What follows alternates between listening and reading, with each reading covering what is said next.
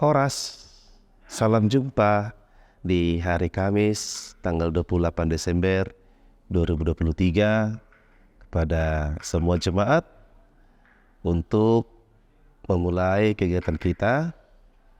Kita akan disapa oleh firman Tuhan. Terlebih dahulu kita akan berdoa. Mari kita berdoa. Kasih karunia dan damai sejahtera dari Tuhan Allah Bapa dan dari anak Yesus Kristus itulah yang menyertai saudara. Amin. Firman Tuhan yang menguatkan kita pada hari ini tertulis dari Matius 12 ayat 35. Matius 12 ayat 35, beginilah bunyi firman Tuhan. Orang yang baik mengeluarkan hal-hal yang baik dari perbendaharaannya yang baik, dan orang yang jahat mengeluarkan hal-hal yang jahat dari perbendaharaannya yang jahat. Tentu kita semua mengenal dan tahu lagu anak sekolah minggu, hati-hati gunakan tanganmu, hati-hati gunakan mulutmu, hati-hati gunakan kakimu. Mengapa diajarkan lagu itu kepada anak-anak sekolah minggu? Secara sederhana, perkataan hati-hati itu artinya waspada. Waspada memakai tangan, mulut, kaki. Seperti itulah konteks kehidupan khotbah kita pada hari ini. Supaya hati-hati untuk mengeluarkan apa yang kita katakan. Sebab perbendaharaan yang baik akan mengeluarkan yang baik. Sebaliknya, yang jahat akan mengeluarkan yang jahat. Dari mana sumbernya? Dari hati. Karena hati itu adalah pusat kehidupan.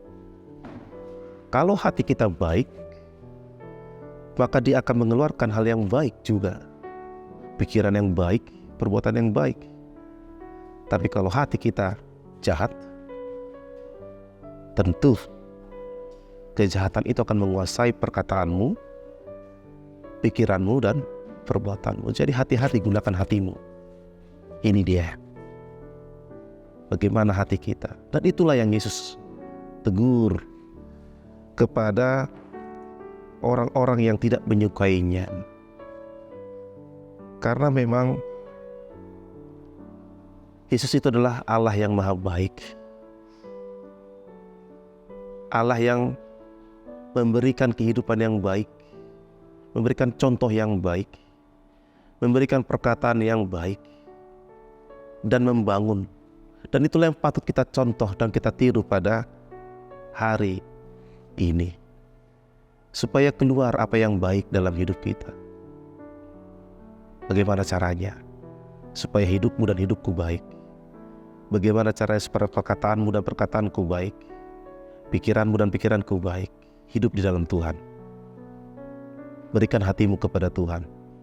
Minta tuntunan Roh Kudus. Hiduplah dikuasai oleh firman-Nya. Supaya kita berhati-hati dalam bertindak, berhati-hati dalam berucap, berhati-hati dalam berpikir. Kebaikan itulah yang menguasai hidup kita.